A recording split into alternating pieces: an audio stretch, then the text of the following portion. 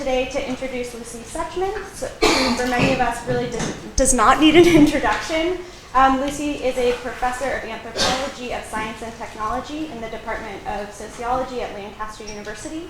And she received her undergraduate and graduate degrees, actually right here at Berkeley, receiving her PhD in social cultural anthropology. So just to read a little bit from Lucy's biography, her research interests within the field of feminist science and technology studies are focused on technological imaginaries and material practices of technology design, particularly developments at the interface of bodies and machines. Her current research extends her long-standing critical engagement with the field of human-computer interaction to contemporary warfighting, including figurations that inform immersive simulations and problems of situational awareness in remotely controlled weapon systems. She's concerned with the question of whose bodies are incorporated into these systems, how and with what consequences for social justice, and the possibility for less violent worlds. So Lucy's prior work at Xerox PARC was centered on relations of ethnographies of everyday practice to new technology designs. And in this work, she really sort of pioneered the field of corporate ethnography. And her book, Plans and Situated Actions, The Problem of Human-Machine Communication, Learning and Doing, Social, Cognitive, and Computational Perspectives, was foundational to the work of human-computer interaction. Her work has been very widely recognized by computer scientists and social scientists alike. She's been recognized with many awards, including the Lifetime Research Award from the ACM Special Interest Group on Human-Computer Interaction, and received an honorary doctorate from the Faculty of Culture and Society from the University of Sweden. So today we're really excited to discuss Lucy's more recent work on demystifying AI as an ethical project. So Lucy is going to give a little bit of a sort of talk that she plans to give tomorrow at Stanford, and we'll have kind of an opportunity to discuss her work and discuss the paper that many of us have all read. And then the one other thing that I'd like to note is that Daniel Griffin will be writing a blog post on this event and publishing it online. And if any comments that you make, we can include as a non-attribute them, but if you prefer for your comment not to be included in the blog post, please just say so before making a comment, and there's totally no problem with that. So with that, I'd like to introduce Lucy. Okay, thank you very much. Okay, and I think the mic is just for the live, is it live streaming or recording? Recording, yeah, okay, good. Okay, so it's great to be here, back here. I was an undergraduate here at Berkeley from 1968 to 1972, which was quite a period. So my relationship to this university goes way back, and I know I've given a talk in this room, but I now can remember nothing about when it was, the context, but I recognize the room, and I'm really glad to be here, and I'm really glad to be here under the combined auspices of the CSTMS group and also AFOG, the Algorithmic Fairness, it's a wonderful opacity working group. Great. Excellent name. Yeah, as Zoe suggested, I'm giving a talk tomorrow at Stanford at the Stanford's Human-Centered Artificial Intelligence Institute. And so I've crafted a talk for them, and what I'm going to try to do today is kind of go through that talk, but in a way that will keep the space open for a kind of, I want to do almost a kind of a meta discussion about that talk with you. And I know that some of you have read the paper Algorithmic Warfare and the Reinvention of Accuracy. I'll also briefly summarize the argument of that paper for those of you who haven't read it. So basically, I'm proposing that a central project for those of us who are committed to the just deployment of algorithmic systems, and I take that to encompass all of those who are engaged in working on those systems, that a central project has to be working against their pervasive mystification. And so I'm going to say more about that, but I'm also going to argue that at the center of that mystification is the signifier, AI itself, which I find it very difficult to reference without air quotes. So I'm going to suggest that AI itself is if not inherently, effectively at the heart of the mystification of the fields involved in the development of algorithmic systems. And I'm going to preface what I have to say by acknowledging what I take to be a growing number of good faith efforts to address the question of how algorithmic systems should be governed. In the best case, I think, looking closely at actual system operations and effects. And my focus on the talk tomorrow, though, is to argue that within those efforts, the starting premises and the unexamined assumptions of many ethical AI initiatives effectively contradict their stated commitment to the just deployment of algorithmic systems. And I should say that I'm a great fan of Jenna Burrell's work. I understand she's teaching at the moment, but I love the way she unpacks algorithmic systems. I've just actually recently read her wonderful paper, How the Machine Thinks. This is, one exemplar of the kind of demystification that I'm calling for. I'm also on the board of the AI Now Institute in New York, which was co-founded by Kate Crawford and Meredith Whitaker. And I think they're doing amazing work. They have a very, very rich website. They have annual symposia, all of which are available as videos on their site. And I'm headed south to San Diego later this month, where I'll be speaking as part of an event called AI at the Edgelands, organized by Lily Irani and colleagues, and many of you probably know Lily's work, which brings the issues that I've been working on around the use of algorithmic systems by the US military back home to the US-Mexico border, which has been a real eye-opener for me, and I'd be very happy to talk more about that as well as we go on. Okay, so here's what we're up against. So in the past several years, if you've been following this, you will have noticed that artificial intelligence has shifted from the name for a subfield of computer science and associated technologies to a much more widely circulating signifier for something of great power and inevitability. And it's the thingness of AI that I think is a central part of the problem. As just one of a myriad of examples, we have this report from the recent Davos World Economic Forum on remarks by Google Alphabet CEO Sundar Pichai, who made headlines with his assertion that, quote, AI is one of the most profound things we're working on as humanity. Now, most of us will probably stumble already on that assertion. He continues, it's more profound than fire or electricity. Now, this made, as you can imagine, a lot of headlines.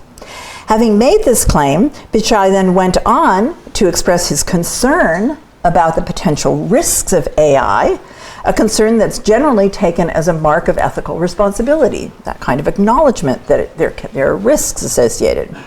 He also, and I appreciate this, called for a move towards some form of international agreement on governance in place of a reliance on tech companies to adjudicate the appropriate use of their systems.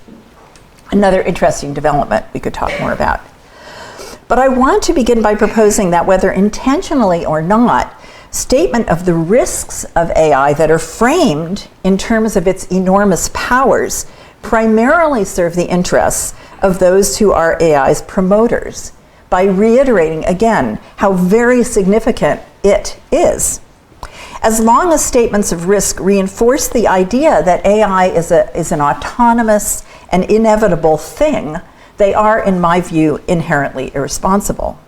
They're irresponsible insofar as they obscure the vested interests that underwrite big algorithmic systems, the ongoing investments required, and the importance of questioning the inbuilt assumptions that inform them, and articulating their effective limits. As we know, studies of the history of technology make clear that there is nothing inevitable about technology development. It's human interests and political will that keep technological projects going. That's why, after all, Pichai is at Davos. So one step in demystification is to move away from the representation of AI as a thing. I know this is hard to see, but I'll tell you about it, and then you can go look at it online. So as I said, I think Jenna's work on machine learning is a major contribution to that kind of work. Another stunning example for teaching is the project Anatomy of an AI System. And have any of you come across this project? Yeah. So this is an initiative from the AI Now Institute, and Kate Crawford and Vladan Joler have created an exploded diagram of the device named Alexa. And they start from a single interaction with Alexa, which they take from the promotional video that Amazon put out. And so they start with the command, Alexa, turn on the hall lights. And then they unpack what is involved in a very expansive way in executing that command, in making that interaction possible. And as they write in the long essay that goes along with this diagram, in this fleeting moment of interaction, a vast matrix of capacities is invoked. Interlaced chains of resource extraction, human labor, and algorithmic processing across networks of mining, logistics, distribution, prediction, and optimization.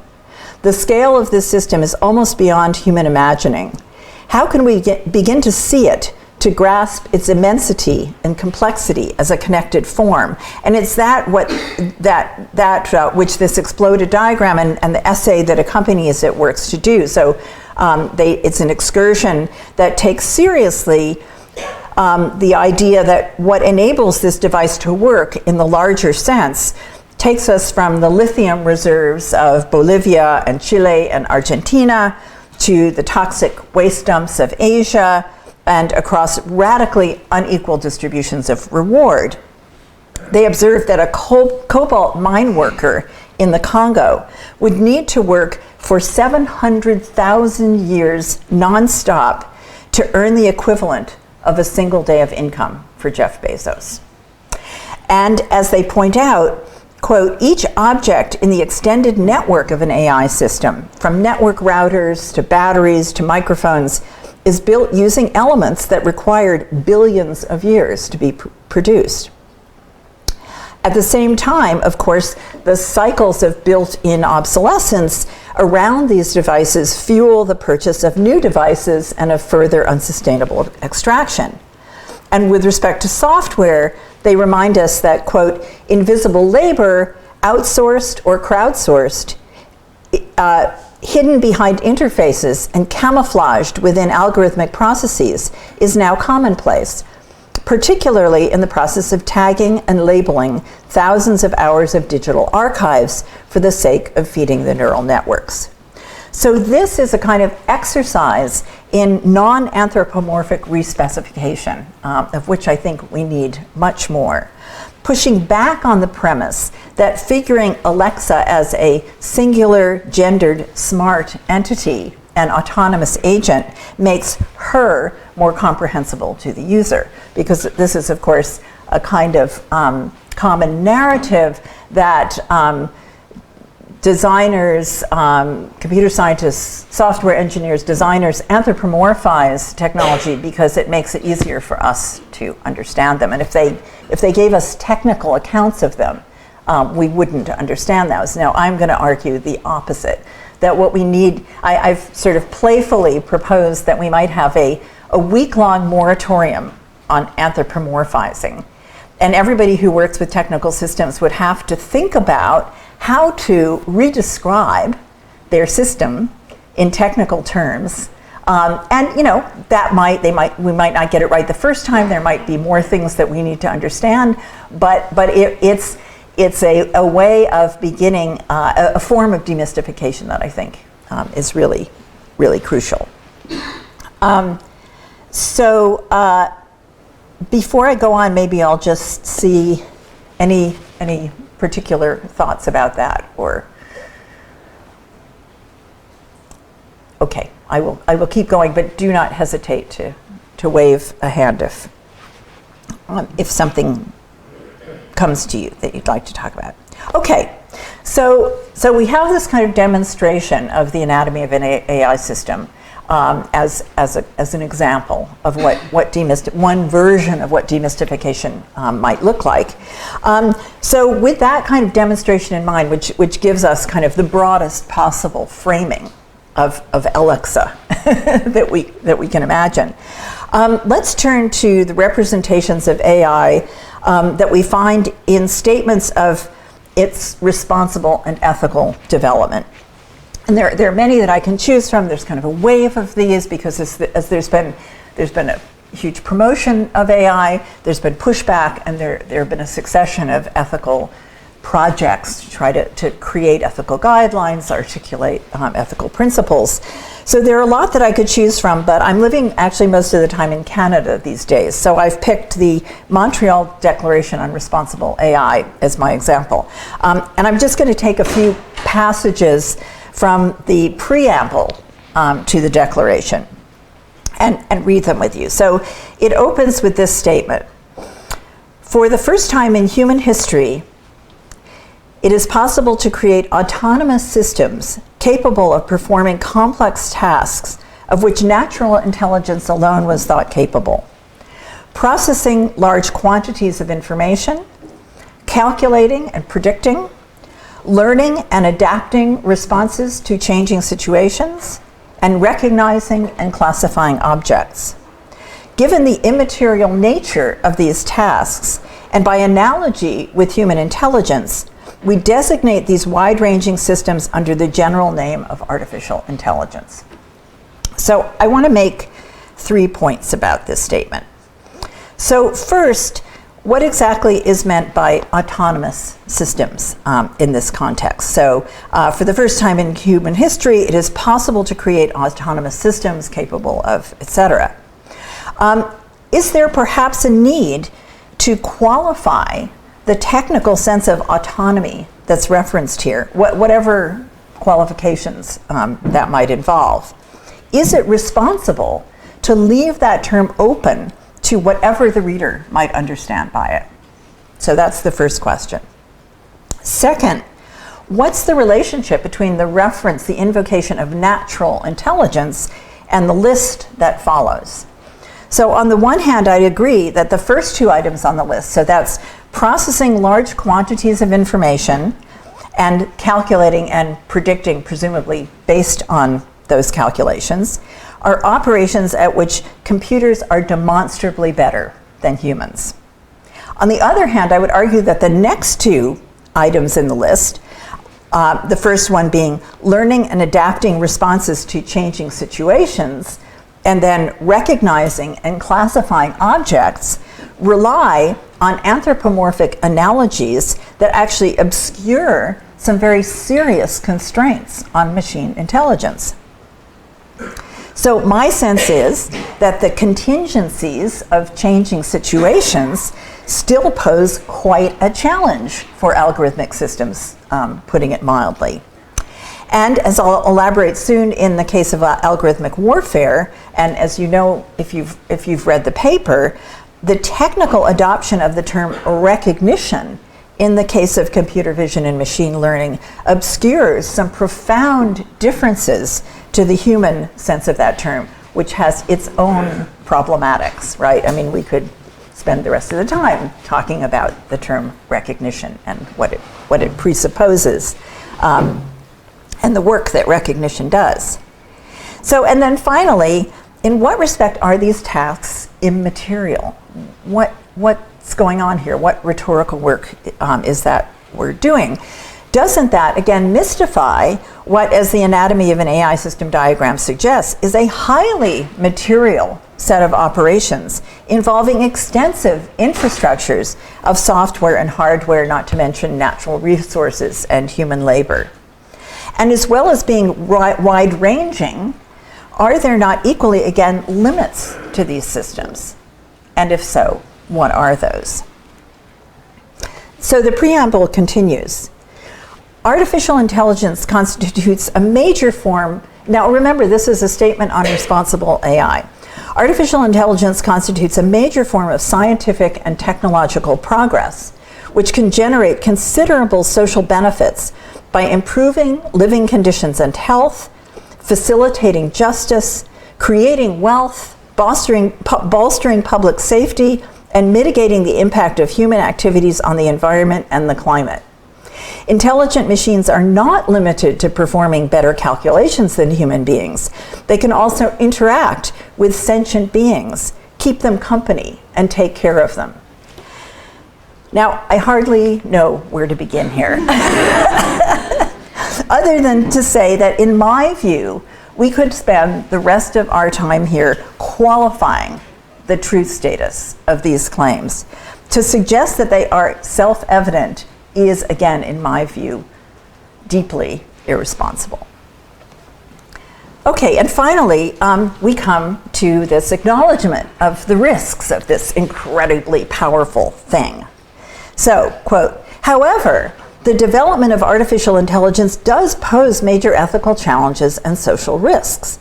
Indeed, intelligent machines can restrict the choices of individuals and groups, lower living standards, disrupt the organization of labor and the job market, influence politics, clash with fundamental rights, exacerbate social and economic inequalities, and affect ecosystems, the climate, and the environment. So this is an important statement. However, as I suggested earlier, as long as warnings about the risks of algorithmic systems suggest that their agency are autonomous, so note this list says intelligent machines can do all these things. Intelligent machines can do.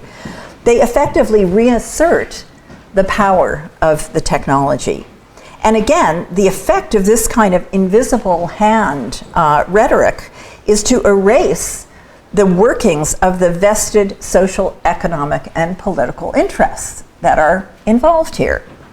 Attributing the agency to machines obscures the extended relations of which they're part. For example, management decisions to invest in automation in order to prioritize shareholder interests, or deeply entrenched histories of discriminatory distributions of resources like credit or the administration of justice. So before I go on to elaborate these concerns through an example, let me just make one more point.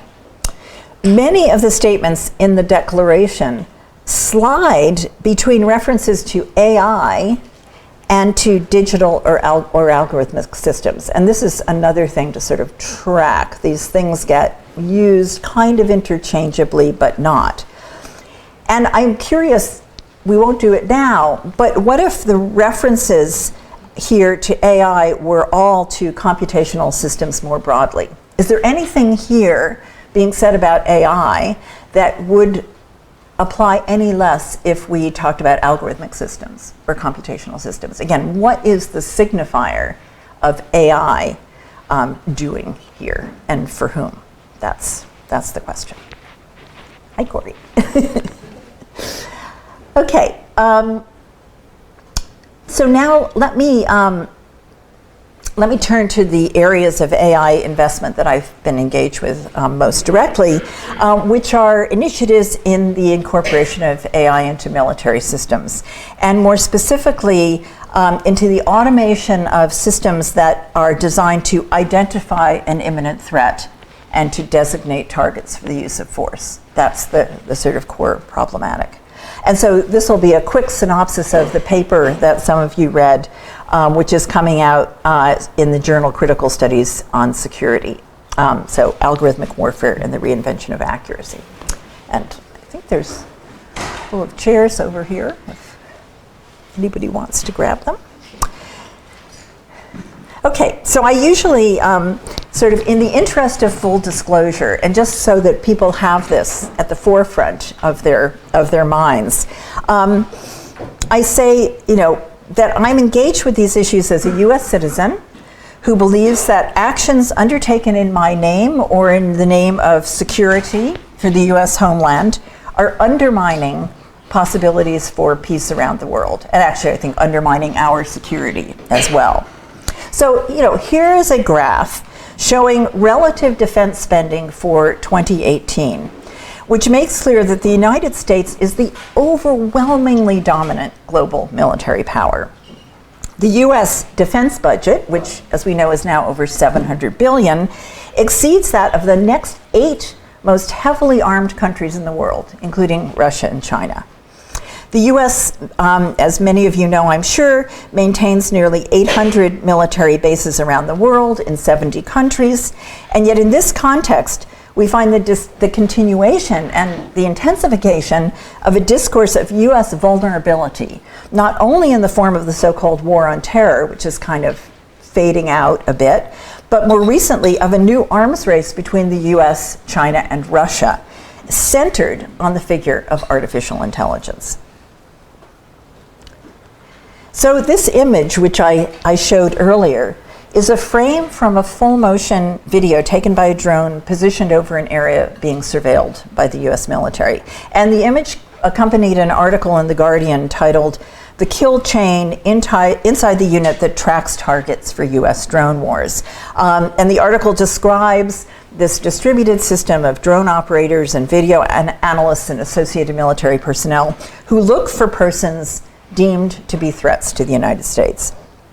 And this particular image is a drone's eye view of a desert area in Yemen, one of the locations named by the US military areas of active hostilities, which basically means anything goes. And the box, the red box, indicates an object which has been automatically identified as a prospective target, and it's some kind of a built structure, a building. So in the paper, what I do is, first of all, locate current initiatives, these initiatives in a longer history of automated threat identification and targeting, particularly going back to nuclear weapon systems in the 1980s. And a touchstone for me here is Donald Mackenzie's brilliant book, Inventing Accuracy, which published in 1993, which offers a kind of systematic reverse engineering of the testing of inertial guidance systems that were integral to the US strategic nuclear missile program. So accuracy in that context focused on assuring that a missile fired from thousands of miles away would find its designated mark. And Mackenzie's, so it's really about that trajectory. And Mackenzie's analytic strategy is to document the irremediable uncertainties and the necessary artifice involved in demonstrating this kind of missile accuracy through testing. So it's a classic path-setting book in STS. And his project demonstrated the contingencies of assertions of precision that were absolutely central to nuclear weapon systems development. And his analysis helped as well to clarify the problems inherent at the time in Ronald Reagan's Strategic Defense or Star Wars initiative, which was a proposal for a kind of defensive shield that would detect and respond to imminent nuclear attack. Again, this imaginary was created, lots of money was generated to invest in it, and the technical challenges in that case,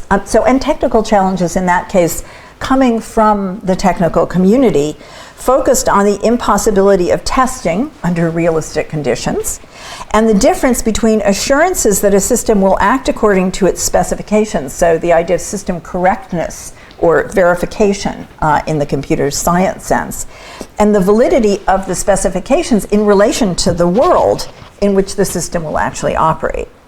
And in the case of SDI plans for so-called launch on warning, the problem of target identification, particularly in the case of increasingly automated systems, became key, because there was this idea that there would be a system of detection of incoming missiles that would automatically intervene.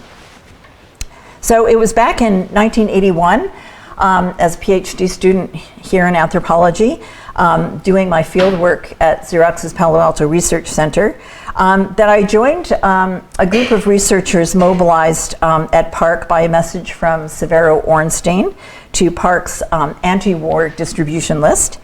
And we were subsequently joined by Terry Winograd, other people at Stanford, and incorporated in 1983 as computer professionals for social responsibility. And that same year, the Defense Advanced Research Project Agency, DARPA, launched a 10-year companion initiative to Star Wars, the so-called Strategic Computing Initiative. And the centerpiece of this initiative was the goal of providing machines with, in the initiative's phrasing, human-like intelligent capabilities. So the application areas kind of promised something for each branch of the armed services. The Army was going to get autonomous vehicles capable of, in the words of the plan, sensing and interpreting their environment, planning and reasoning using sensed and other data, and initiating actions to be taken, and communicating with humans or other systems. Then there was going to be a pilot's associate for the Air Force, and a battle management system for the Navy, kind of all singing, all dancing, comprehensive system of situational assessment and response. And in the longer term, the Strategic Computing Initiative imagined, in their words, quote, completely autonomous land, sea, and air vehicles capable of complexing, far-ranging reconnaissance and attack missions. Now, this is a paper that I wrote with Severo Ornstein and Brian Cantwell-Smith for the Bulletin of the Atomic Scientists, published in 1983. And I would suggest that the critique in this paper could quite easily be recycled with a very small amount of updating to address contemporary plans for AI-based military systems, some more than 3 decades later. So the project reanimates itself. And the current animation of this project appeared in April of 2017, when the DoD initiated its flagship AI project, the so-called Algorithmic Warfare Cross-Functional Team, which had the codename Project Maven, and this quite amazing logo, which I really encourage you to look at. I don't know what they were smoking when they drew that, but it's pretty. But that is the logo of the Algorithmic Warfare Cross-Functional Team. And the announcement of Project Maven in this memo by the then Deputy Secretary of Defense Robert Work, who's a real technophile in the DoD, asserted the urgent need to incorporate artificial intelligence and machine learning across DoD operations. Project Maven's aim, Work states in his memorandum, is, quote, to turn the enormous volume of data available to the DoD in the form of full motion video into actionable intelligence and insights at speed, end quote. And any of you familiar with the sort of drowning in data problems of anybody doing intelligence analysis will recognize this fantasy of turning these data into actionable intelligence and insights at speed. The plan, as Work sets it out, includes an initial project focused on the task of labeling data within the video images generated by U.S. drone surveillance operations as a step toward establishing the algorithms and the computational infrastructures needed to automate, quote, object detection, classification, and alerts with respect to imminent threats in the service of weapons targeting. What could go wrong? And then in June of 2018, the DoD launched the Joint Artificial Intelligence Center, or JAIC, with the former head of Project Maven, Lieutenant General Jack Shanahan, another technophile, although he's just now resigned as director, which is interesting. So he's the first director of the JAIC. And according to Shanahan, the DoD is committed to the use of AI in its weapon systems. And he states that, quote, for fiscal year 20, our biggest project will be what we are calling, quote, AI for maneuver and fires. So there is no question here that part of the incorporation of AI is imagined as being in the service of the identification of targets and the initiation of lethal force. And there's just been, in the most recent budget, there's been a huge increase in funding for the JAIC and for AI in the DoD. So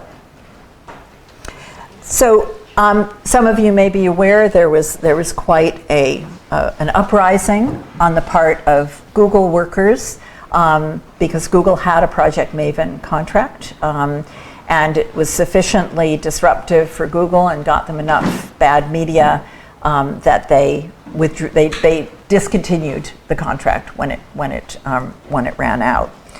And the questions around this project of automating the analysis of this full motion video footage include centrally, of course, the criteria by which objects, which objects, of course, turn out, they really wanted to use the word objects, but it quickly became clear that those objects included buildings and vehicles, and indeed even persons.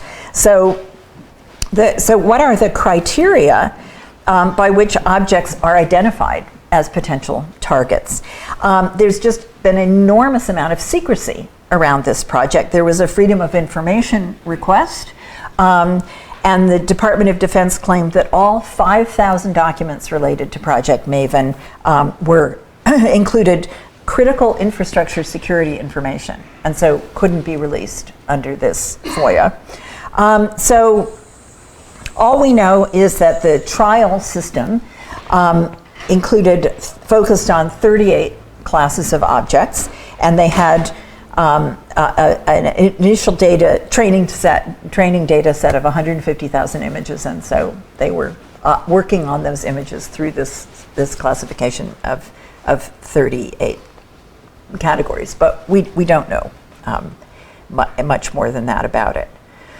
But if we look at a growing body of investigative reporting and scholarship about targeted assassination and the use of this system of drone surveillance in support of that, we can see that there are serious grounds for questioning what is really, I argue in the paper, the reinvention of claims for accuracy in the context of U.S. counterterrorism operations. So as one example, a really wonderful feminist critical security studies scholar, Lauren Wilcox, looks closely at a well-known case, well-known because the documents were released to the LA Times through a Freedom of Information request. So there's just a huge amount of material on this incident in Afghanistan, which I'll tell you about. And so a lot of those materials have been worked on very closely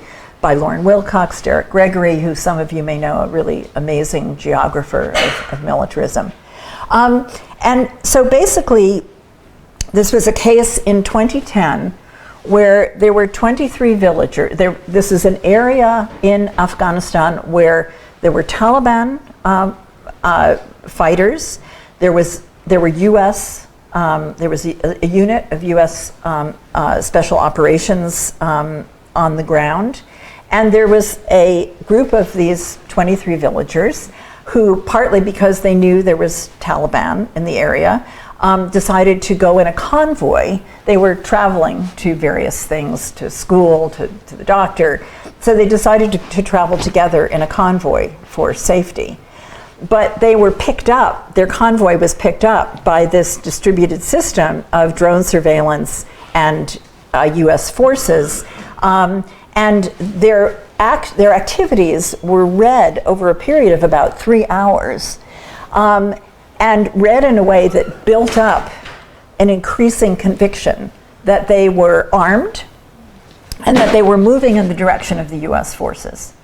And at some point, the decision was made to fire on them from a helicopter gunship, and 23 people were killed, and of course they turned out to not have any weapons, and to many of them were women and children. I mean, there are all sorts of interesting things about how women and children count in these kinds of assessments of civilian deaths, but these were clearly civilians.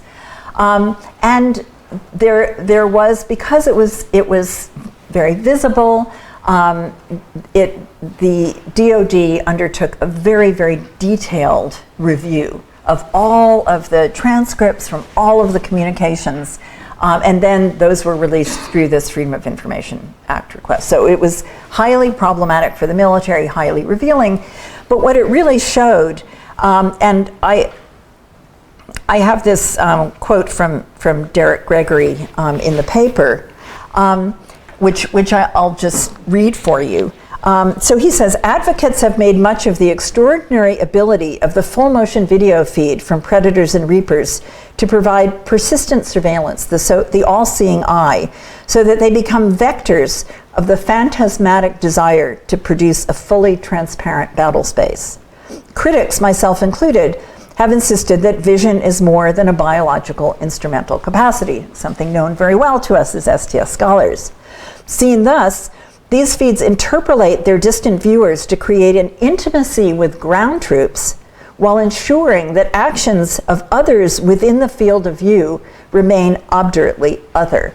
And so this is a really crucial analysis of the ways in which these kinds of vectors of affiliation are absolutely built in to these systems of threat assessment.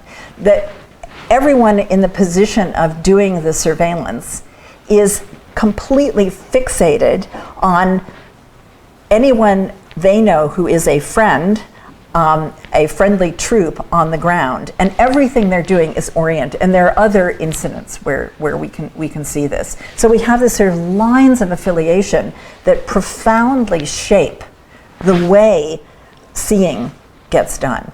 And that's how, in this instance, and in ways that were evidently reckless from the release of the transcripts, and so, you know, the people immediately involved were reprimanded very strongly by their superiors. But as we know, these are cultures of practice, and so these were not, I'm sure, completely anomalous actors. They were part of this system of the production of a threat, and the way that works dynamically in these situations. And so this is going to be really hard to see, but I just want to point you to an amazing visualization done by a group called Pitch Interactives of data provided by the Bureau of Investigative Journalism on so-called precision airstrikes carried out by the US and coalition forces. This is in Pakistan, and it tracks from 2004 to 2015. And so it's graphing 3,341 casualties, people killed by drone strikes over this period. And there's a line, and above the line, it shows the frequency of strikes, and then you can sort of see when Obama came into office, and these strikes increased enormously, and it's gotten worse with Trump. And then what they've done below the line, which you can't see at all, but if you go and look at it online, you'll be able to see, is they've tracked who was killed. So what we can see is that at the very far left, there's a band of bright red, and that marks the 190 out of this 3,341 of the victims who, so that's 5.7% of the victims who were positively identified as children. So that means they were not supposed to be killed. They are civilians. Then a little bit larger band of crimson, which you can see just to the right of that, which is the 534 or 16% of those killed who were positively identified as civilians. So those two rad bands are the people that after the fact were positively identified as they should not have been killed. Then to the right, so that's almost 25% of the people killed. But then we get, and that's the collateral, famously the collateral damage. Then we get this tiny, tiny white portion of the band, which is the 52 people, or 1.6% of those killed, who were positively identified as so-called high-profile or high-value targets. So that little white band are the people who they actually know who they killed, and they actually have, an argument for why those people represented a threat. And then we have this, literal gray area, this very long band, which is the remainder. The 2,565 people, or 76.7% of those killed, categorized simply as other. So in other words, nobody really knows exactly who those people were. And so this gives you, and I meant to walk you through that. So this gives you a sense of when you hear about precision targeting or the accuracy of drone operations. This gives you the grounds for skepticism about those claims, and we get calls into question statements like this one. This comes from John Brennan, who was Obama's assistant to the president for Homeland Security and Counterterrorism. He says, with the unprecedented ability of remotely piloted aircraft to precisely target a military objective while minimizing collateral damage, one could argue that never before has there been a weapon that allows us to distinguish more effectively between an Al-Qaeda terrorist and an innocent civilian. So that's the kind of statement we get about the accuracy of these modes of operation. And as I mentioned, if the timeline continued, the problem would get worse. The Bureau of Investigative Journalism reports that U.S. counter-terror airstrikes have doubled since Trump's inauguration, particularly in Somalia and Yemen and Afghanistan. And Trump has even further sort of undone the targeting rules that were brought in by Obama to try to vet these killings. I think Trump doesn't want to bother with that. It's not at 140 characters, and also the level of secrecy around these campaigns has increased. And so then we get in that context, nonetheless, we get a tremendous upsurge at the moment in proposals for automating this process of image analysis and threat detection. Basically, taking a really problematic system and making it more efficient, right? Which doesn't in any way address the fundamental problems with these processes of identification and recognition, but actually threatens to amplify the projects. But nonetheless, we get, we get patterns of life analysis. This is event detection algorithms from a company called Aptima, which advertises themselves as doing human-centered engineering. And this is where, this idea that the human becomes this centered in the crosshairs of a of a weapon system, very different sense of that.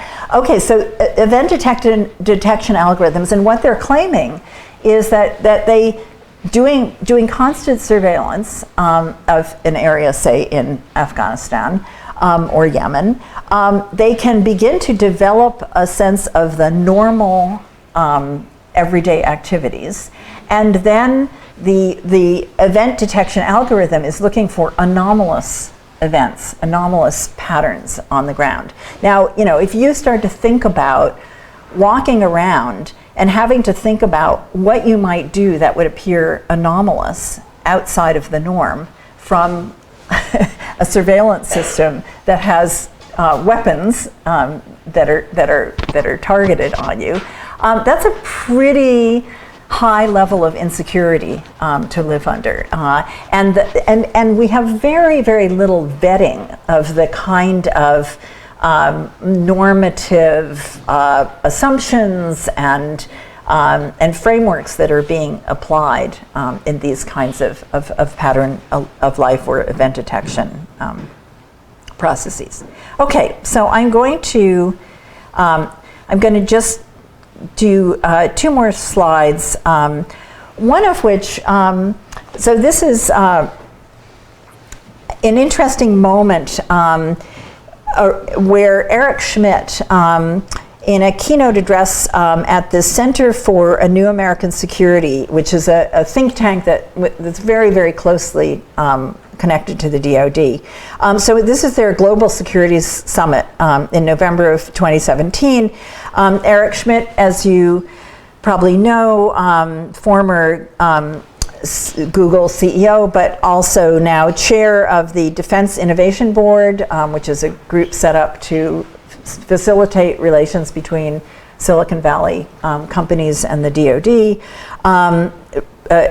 Defense Innovation Board reports to the Office of the Secretary of Defense. It's an independent body reporting to the Office of the Secretary of Defense, which I guess means that nobody on the board is actively being paid by the DoD. That's the only way I can make sense out of that. Eric Schmidt is now also chair of the National Security Commission on AI, which is a new body funded through the 2019 National Defense Authorization Act.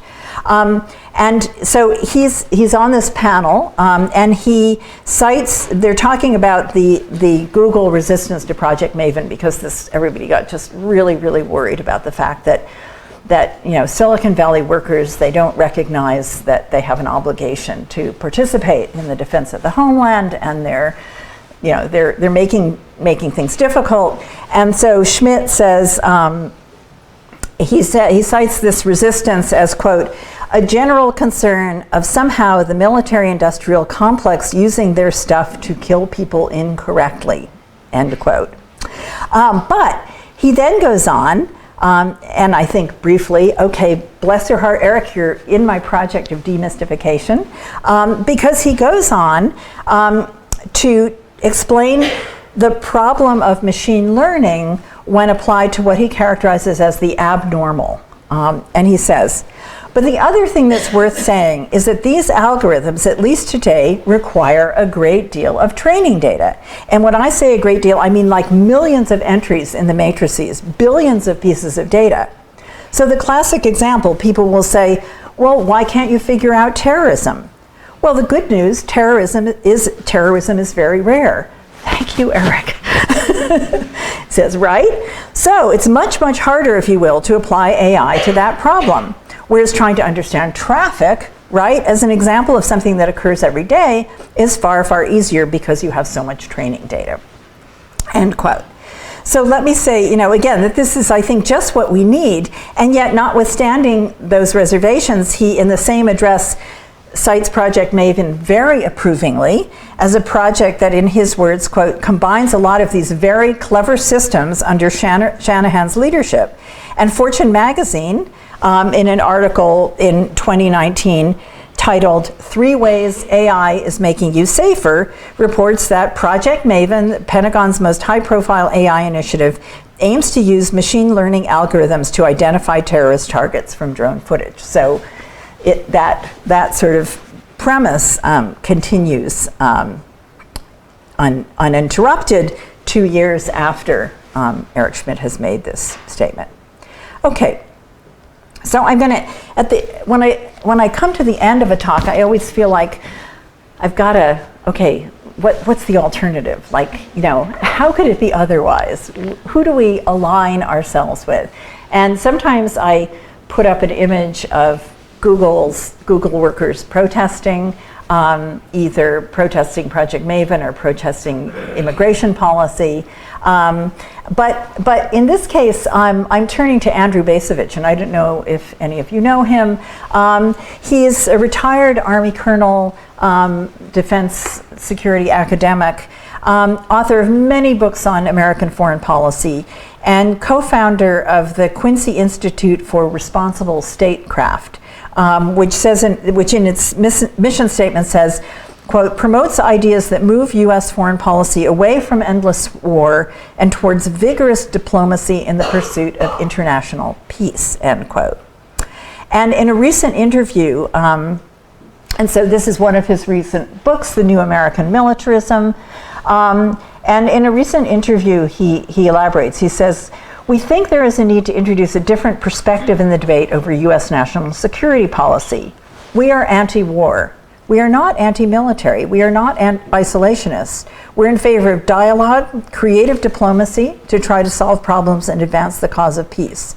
What the foreign policy establishment has done for us over the past 30, 40 years has done nothing to advance the cause of peace. And we think that the United States, as the most powerful country in the world, can do better." So for me, it's these kind of, both in the technical world, the kind of internal critiques that are being produced by concerned actors within technical worlds, and the kind of internal critiques that have been and are being produced by people with experience in the US military, with a certain allegiance to the US military, but with radically different assessments of the operations of the US military. And of course, now we know more than ever that whatever capacity there was in the US State Department to engage in alternative modes of foreign policy have been further decimated. And so US militarism is all too alive and well.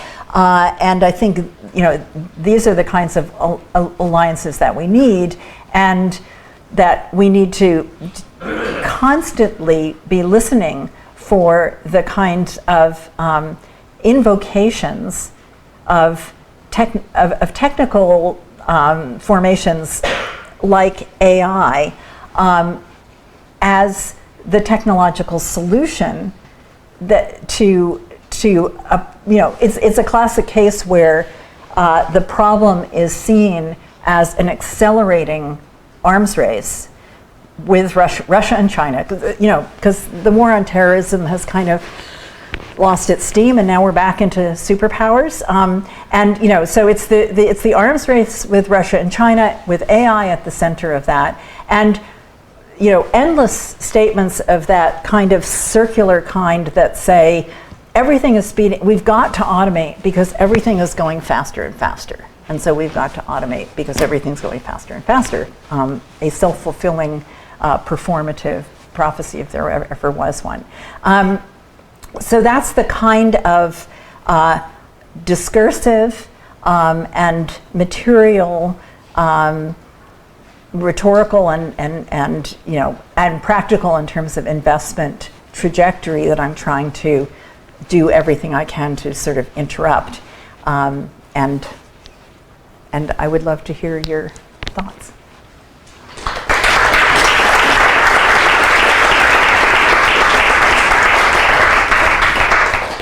Yeah.